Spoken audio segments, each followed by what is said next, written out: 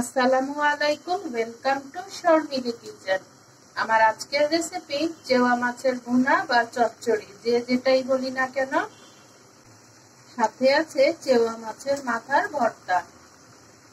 এই মাছটিকে কে কি নামে চিনেন চাইলে কমেন্ট বক্সে কমেন্ট করে জানাতে পারেন। গরম ভাতের সাথে দুটো রেসিপি দুর্দান্ত জুটি। এখানে আমি নিয়ে নিয়েছি চেওয়া মাছ, চেওয়া চেওয়া যে যেটাই বলি না কেন। ভালোভাবে কেটে পরিষ্কার করে ধুয়ে নিয়েছি, ঘষে ঘষে ছোট ছোট করে কেটে নিয়েছি। এই মাছের একটি বিশেষত্ব হচ্ছে ইলিশ মাছের মতো এই মাছের নিজস্ব একটি ফ্লেভার আছে। নিয়ে নিয়েছি একটি খালি পাত্র, দিয়ে দিচ্ছি পেঁয়াজ কাঁচামরিচ। পেঁয়াজটা খুব সুন্দর করে মিহি করে কুচি করে নিয়েছি। পরিমাণ মতো লবণ, হলুদের গুঁড়া, মরিচের গুঁড়া।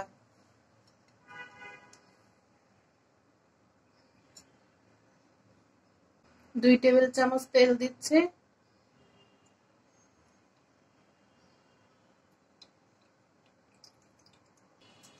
আদা এবং রসুন বাটা একত্রে 1 চা চামচ। আমি ভরে ভরে 1 চা চামচ দিচ্ছি। এখন ভালো করে হাতের সাহায্যে মেখে নেব। মশলা, পেঁয়াজ, কাঁচামরিচ, তেল ভালোভাবে হাত দিয়ে চটকিয়ে মাখিয়ে নিলে রান্নাটা খুব সুস্বাদু হয়। মাছ দেওয়ার পরে কিন্তু আমরা চটকিয়ে মাখাতে পারি না সেটা। ভালো করে হাতের সাহায্যে মেখে নিয়েছি। এখন দিয়ে দিচ্ছি কেটে ধুয়ে পরিষ্কার করে রাখা মাছগুলো। এরকম মজার মজার সহজ রেসিপি পেতে চাইলে চ্যানেলটিকে সাবস্ক্রাইব করে রাখতে পারেন বন্ধুরা। আর যারা সাবস্ক্রাইব করেছেন তাদেরকে অসংখ্য ধন্যবাদ।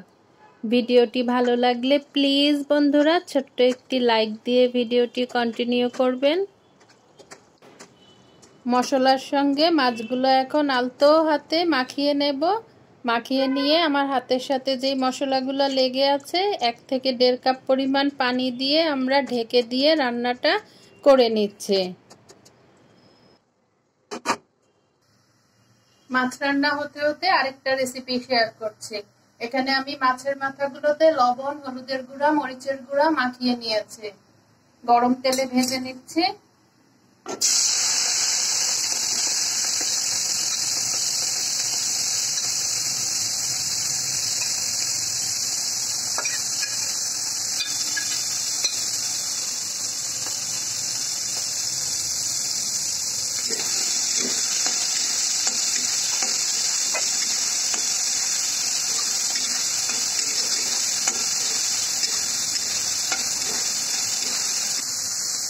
এই মাছগুলো খেতে যেমন মজা, মাছের মাথাগুলো খেতে তেমনই মজা। মাছের মাথাগুলো প্রায় ভাজা হয়ে এসেছে। এ পর্যায়ে দিয়ে দেবো আমি রসুন কুচি, পেঁয়াজ কুচি, কাঁচামরিচ কুচি। আমার মাছের মাথার সঙ্গে একসঙ্গে ভাজা হয়ে যাবে। এখানে আমি কেটে নিয়েছি পেঁয়াজ কুচি, কাঁচামরিচ কুচি, রসুন।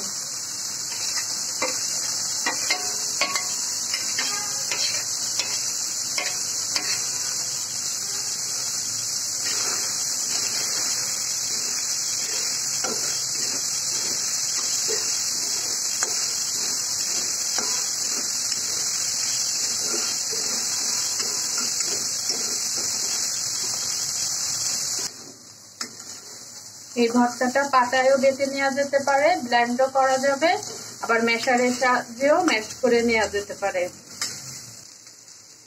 আমি এভাবে একটি ম্যাশারের সাহায্যে ম্যাশ করে নেব। গরম গরম অবস্থায় এভাবে ম্যাশ করলে ভর্তাটা খেতে দারুণ স্বাদ হবে। এভাবে করে ম্যাশ করে নেব। মাছের মাথাগুলো একেবারে মুচমুচে করে ভেজে নেওয়া হয়ে গিয়েছে। এ পর্যায়ে দিয়ে দেব ছোট 1 পিস লেবুর রস। এতে করে ভর্তার স্বাদ দ্বিগুণ বেড়ে যাবে। তবে লেবুর রসটা আমরা অবশ্যই চুলা অফ করার পরে অ্যাড করব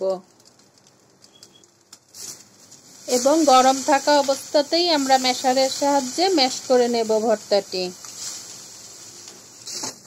সেম রেসিপিতে যে কোনো ছোট মাছের মাথা দিয়ে এই ভর্তাটি করা যাবে।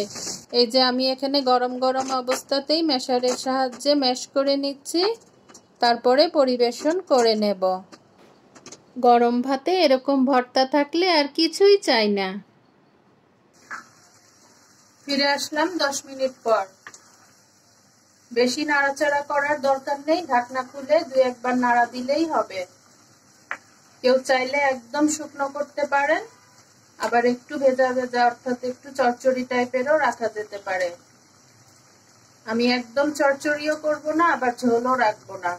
মাখা মাখা টাইপের হলে এই রান্নাটা খেতে দারুণ মজা।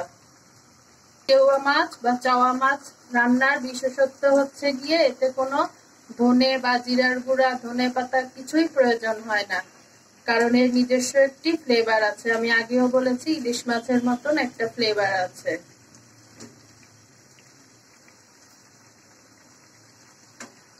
কেউ চাইলে দিতে পারেন ধনে পাতা, তবে আমি দিচ্ছি না। ঝোলটা পুরোপুরি শুকিয়ে গেলে একটু মাখো মাখো থাকা অবস্থায় চুলার ফ্লেমটা একদম স্লো করে দমে রাখবো 4 থেকে 5 মিনিট। লবণটা আমরা অবশ্যই চেক করে নেব।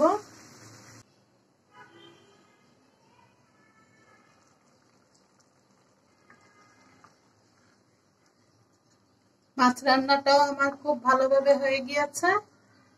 এ পর্যায়ে পরিবেশন করে নিচ্ছে। এই চেওয়া মাছ ভুনা বা চচ্চড়ি এবং মাথার ভর্তা গরম ভাতের সাথে দুর্দান্ত জুটি। আজ আসি, আবারও চলে আসবো নতুন কোনো ভিডিও নিয়ে। আল্লাহ হাফেজ, আসসালামু আলাইকুম।